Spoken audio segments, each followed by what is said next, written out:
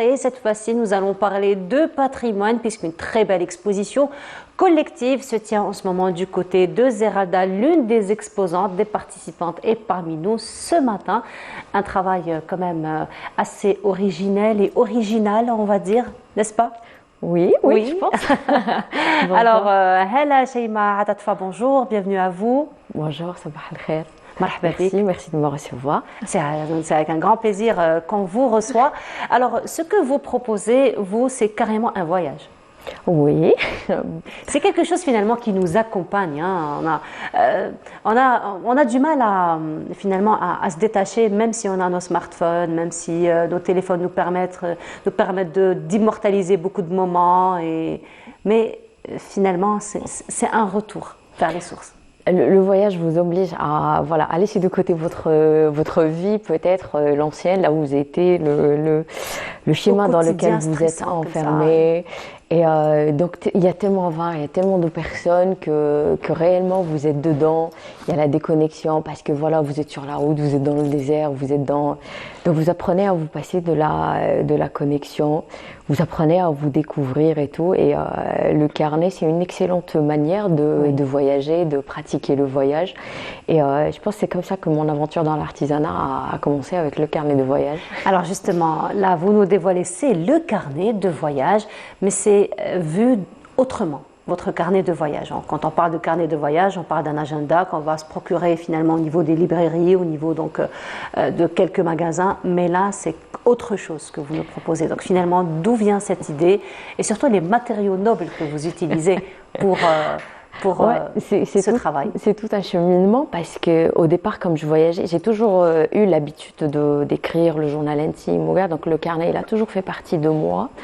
Les premiers carnets que je me procurais justement, c'était en librairie, mais c'était des carnets sans âme. Ils étaient ordinaires, qui ressemblaient à tout le monde. Ils étaient jamais comme je veux aussi, ni couverture, ni papier, ni ligne. C'était des cahiers d'écoliers. Et au final, ça n'invitait pas réellement à pratiquer le carnet et tout. Parfois, je devais attendre des occasions pour pouvoir trouver de beaux carnets. Mais un beau jour, pourquoi est-ce que je dois attendre pour avoir un beau carnet? Pourquoi pas le faire moi-même? Donc c'est comme ça que j'ai commencé. Donc les premiers carnets, ils étaient sans cuir. Oui. Donc j'avais commencé à personnaliser la couverture. Elle ressemble au thème auquel je destine ce carnet. Et puis il y a les carnets, quand je voyage avec, il y a du café qui se déverse, il y a de la pluie. Après, une petite question, si vous permettez. Le papier jaunâtre. C'est aussi du papier que j'ai cherché, j'ai cherché papier longtemps. Jaunâtre, il veut dire beaucoup de choses, hein. Parce que c'est du papier qui a une texture, quand j'écris dessus, il y a le bruit, t'as le crayon, le stylo et tout. Et puis là, il y a la couverture qui a suivi. Puis j'ai commencé à couvrir de cuir pour le protéger. Oui. Et puis j'ai commencé à mettre les symboles algériens sur ce cuir-là qui me bloque pour véhiculer notre culture et notre patrimoine. Alors si vous permettez, juste pour montrer. Voilà. Ça, c'est la croix du Sud, t'as les Touaregs. Ouais. C'est quand tu voyages et tu croises ces croix. Il y a l'odeur du cuir, là, aussi, qui dégage. C'est un bonheur de vivre là-dedans, en atelier. Je vis dans le cuir, ça fait partie maintenant de ma vie. C'est une matière que j'adore. Je ne sais pas qu'est-ce que je peux raconter d'autre sur ces carnets. Vous m'avez emporté avec vous, alors même moi, je ne retrouve pas mes questions pendant que nous y sommes. Alors... Je vais juste ouvrir. Je peux? Oui, bien sûr. Je ne sais pas, peut-être qu'il y a des petits secrets qui sont... alors, ça, c'est les carnets que je vends. Allez, je vais aller là où c'est pas écrit. C'est ceux-là, en fait, qui sont remplis. La croix, la clé de la hagar. C'est des bijoux que j'achète et que je joins à mes carnets après. Donc, mais à l'intérieur, il devient gros, rempli de récits, rempli de plantes que je trouve sur place. D'accord. Ce qu'on me raconte. Donc ça, c'est vraiment des carnets plutôt accessoirisés. Oui, c'est les miens que j'utilise. Oui, c'est les vôtres. Mais il y a ceux que ça, c'est ce que vous avez fait pour vous-même. Donc, c'était votre cadeau pour vous-même. Et à chaque fois que je voyage principalement en Algérie. Donc, c'est souvent le sud, Ouga.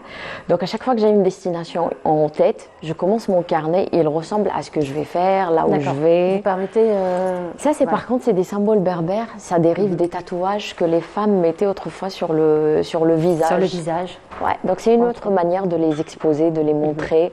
Les gens, quand ils le voient, ils demandent qu'est-ce que c'est. Et donc moi je suis toute contente d'utiliser des choses de chez nous. Oui.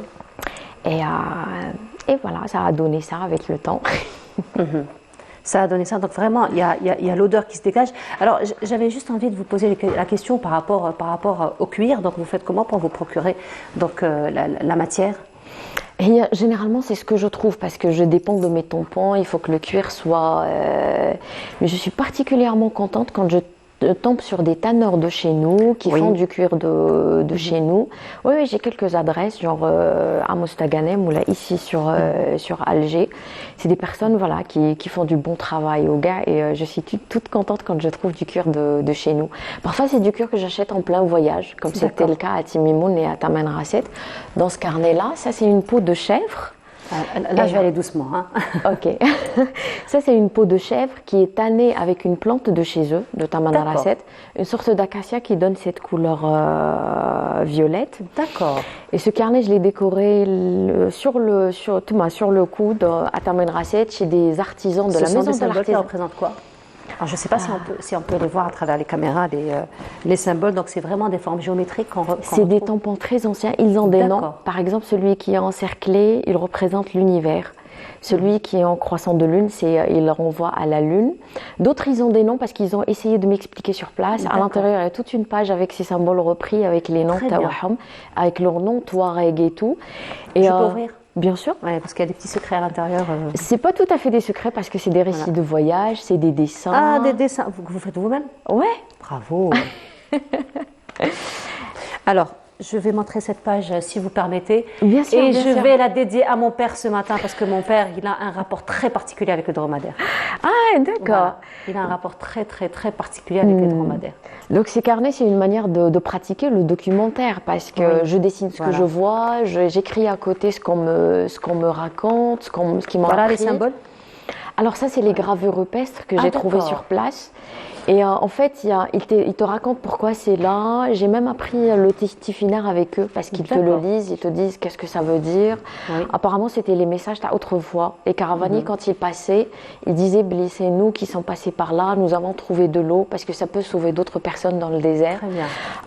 Oui, c'est tout un monde quand on rentre là-dedans. C'est tout un monde, oui, effectivement. Ouais.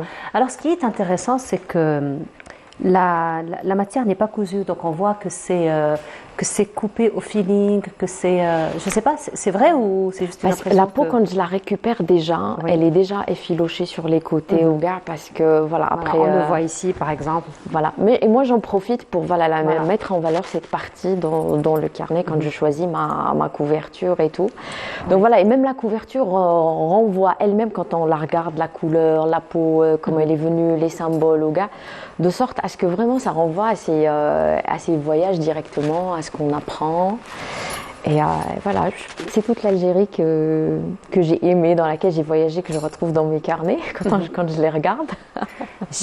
J'imagine déjà là, on voyage à travers vous, rien que l'odeur du cuir, qui a quand même une odeur assez particulière et très prisée dans les parfums d'ailleurs, hein, dans la fabrication des parfums masculins généralement et qui font un petit peu leur entrée dans les parfums féminins en ce moment. Il y a quand même quelques aventures dans ce sens et c'est vrai que l'odeur, elle est apaisante. Il y a l'odeur du cuir lui-même et il y a aussi les plantes qu'on utilise, vu que les plantes elles sont très odorantes et tout.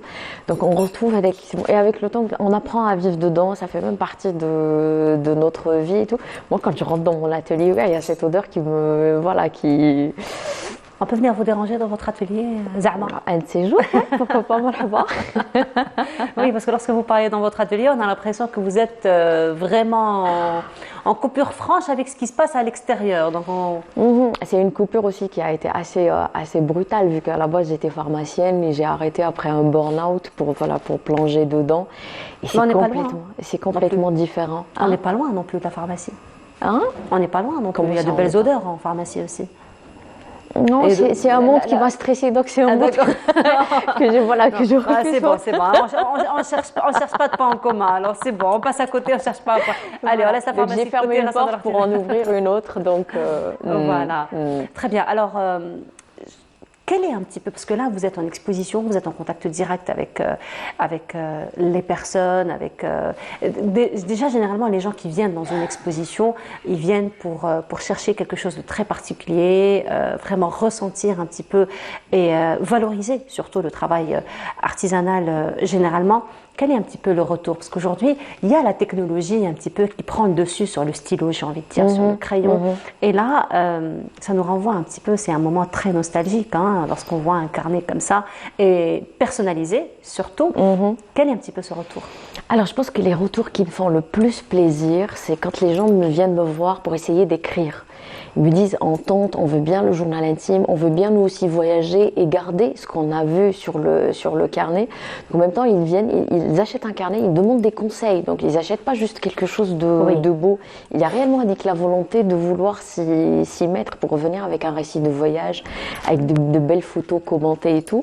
L'autre catégorie, c'est les gens qui viennent pour le patrimoine. Ils posent des tas de questions sur les détails sur le carnet ou là, les autres stands avec les autres artisans. Pourquoi ces symboles, d'où ça vient, ça fait vachement plaisir. On sent que réellement il y a de l'intérêt. Ils me disent, voilà, j'ai envie de l'offrir à telle personne, comment elle est, voilà son profil et tout, et je cherche un cadeau idéal. Donc quand tu dis que quand tu dis que j'ai des symboles berbères ou que j'ai des croix du sud sur les carnets et tout, donc ça les renvoie directement au sud ou là où ils vont, ou là la personne à qui ils vont offrir. Et moi, ça me permet aussi d'utiliser ce que j'ai appris, donc les légendes qui se cachent derrière ces symboles, l'origine. Et je me dis, c'est une manière de véhiculer notre culture, nos histoires qui sont oubliées. D'ailleurs, il y a plein de contes de légendes que je raconte parfois sur scène, puisque je suis devenue conteuse avec le temps, en particulier des contes du désert. Et en tout cas, c'est un moment de partage incroyable. Genre, c'est bien de ne pas juste vendre, mais de vendre l'idée, de vendre le concept, de vendre de la culture, de l'art. Donc, c'est pour ça que je dis aussi que mon travail me rend heureuse, parce qu'il y a eu manuel, c'est le carnet, parce que j'aime bien et tout. Mais il y a tout ce qu'on peut véhiculer avec. Et c'est le bonheur.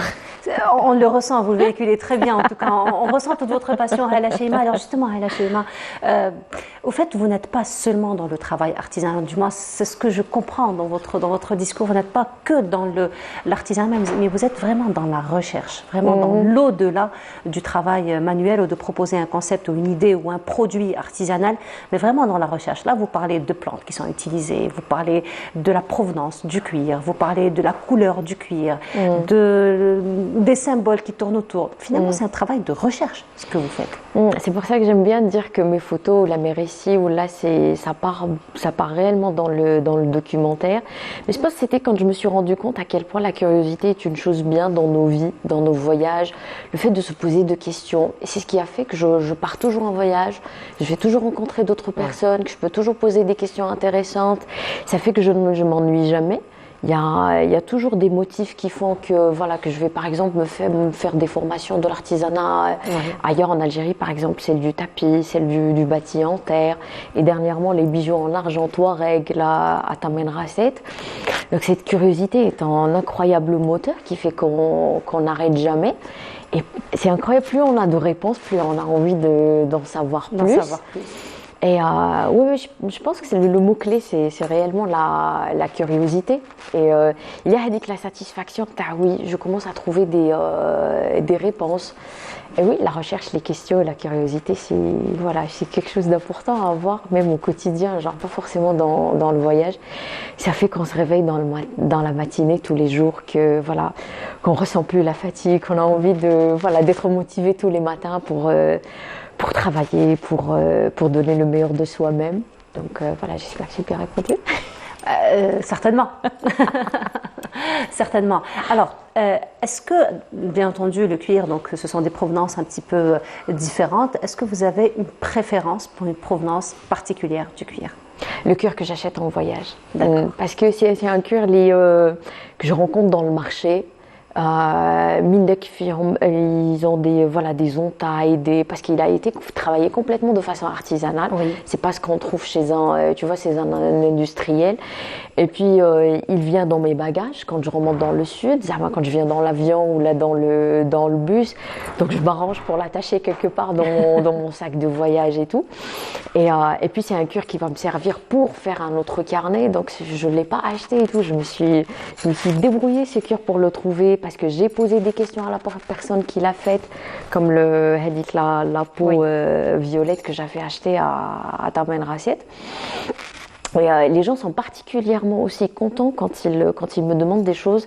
Est-ce que tu as un cuir qui a une histoire? Est-ce que tu as... Et donc quand toi tu as réellement un objet qui a une histoire, donc tu donnes un sens à cet objet. C'est pas juste quelque chose que... Donc le fait aussi de faire les choses pour soi-même, ça fait qu'on peut offrir cette chose aux autres personnes. Ils vont offrir un cadeau qui a une histoire. Ils sont tout contents de le dire. Comme par exemple, il y a une personne qui m'a demandé récemment, est-ce que je peux avoir un proverbe touareg en tifinaire? Et heureusement que j'en avais quelques-uns ça matin dans mon carnet à l'intérieur, parce qu'elle m'a dit voilà, la personne à qui je veux l'offrir adore voyager, elle adore le désert et tout. Et toi tu fournis toutes les explications, le proverbe, d'où est-ce qu'il est venu, les tifinards, d'où est-ce qu'ils sont venus là. Donc voilà, ça fait que les cadeaux et les objets, ils ont du sens. C'est pas juste du beau, il y a le sens qui accompagne l'esthétique. Il y a le beau, il y a le beau sens. Voilà. Alors, parlons un petit peu de cette impression, parce que là, ce sont vraiment des motifs qui sont imprimés, qui sont plutôt, c'est pas ce que je voulais dire, il y a du relief, ce que j'ai envie de dire. Donc finalement, ce sont des tampons que vous utilisez. Ça se passe comment? C'est tout un processus aussi. Au départ, c'était une machine laser. Genre, il y a un logiciel, je mets le symbole que je choisis soigneusement maintenant que je reviens avec des histoires et des symboles de mes voyages. Et puis après, la machine laser, elle reste une machine, il n'y a pas d'âme là-dedans et tout. Mais j'ai découvert un autre artisan qui fait des tampons métalliques, par exemple. D'accord. Donc voilà, je vais le voir, je demande, est-ce que c'est possible de me faire ces tampons-là? Il me dit oui, donc on commence par des tests, il te procure un tampon gars. Ces tampons-là, je les fais chauffer. Je les applique sur l'eczéma. Il y a beaucoup de pertes parce que parfois on brûle un peu trop, un peu moins. Mais avec une batte, on finit par maîtriser. Donc il y a des pertes finalement? Toujours. C'est pour ça que l'artisanat est cher. Oui. Parce que la personne, avant de te vendre un produit final et beau, elle a passé par beaucoup de galères. Je me brûle souvent. Je me coupe souvent les mains. C'était la prochaine question que j'allais poser d'ailleurs. Donc oui, il y a il y a déjà toute la phase de l'apprentissage. Il y a des gens qui font des formations pour arriver à ce genre de résultats. Moi, par exemple, j'ai appris sur le tas. Donc, par exemple, j'ai commencé sur le cuir, puis après, je suis passée au cuir, puis j'ai commencé à personnaliser ces carnets. Il y a toujours de la souffrance dedans aussi, parce que parfois, on peut avoir des nuits blanches pour aller jusqu'au bout d'une idée. On peut galérer, par exemple, pour trouver de la matière première, pour trouver mon papier. J'ai beaucoup souffert au départ. Oui, parce que le papier, on sent que c'est pas un papier. C'est du papier verger. C'est du papier verger. Quand même aussi facilement déjà de par la couleur, de par la texture. Mais mon rêve, c'est de pouvoir recycler mon propre papier un de ces jours. J'ai commencé au départ, je me souviens, à faire des expériences à la maison. Mais c'est éprouvant pour avoir 10 feuilles, par exemple, de papier recyclé. Il me faut 2 jours. Je me casse le dos.